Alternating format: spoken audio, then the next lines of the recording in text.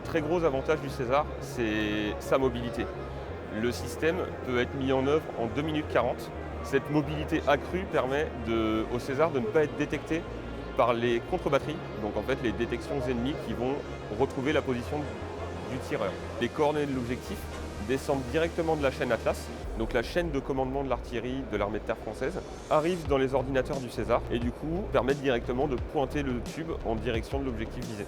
Pour donner une image, lorsque 6 obus sont tirés en 1 minute à 40 km, le premier obus n'a pas atteint son objectif que le César est déjà parti de sa position. Aujourd'hui, le César est un matériel qui est vraiment très apprécié des forces. On en a des très très bons rétex.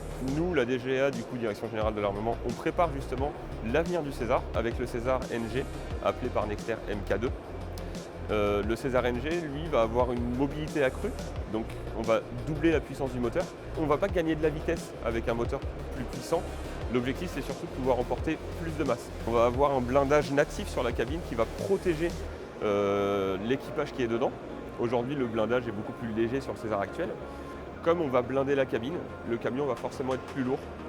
On va rajouter des équipements, camion plus lourd, donc on a besoin d'un moteur plus puissant pour garder les mêmes performances. La seule chose qui ne change pas sur le César NG, ce sera l'artillerie, parce qu'en fait l'artillerie répond totalement aux besoins aujourd'hui. Le rôle de la DGA sur le César Mark II, c'est d'assurer de répondre aux nouveaux besoins de l'armée de terre et d'équiper du coup les forces d'ici 2026 avec un César robustifié et plus mobile.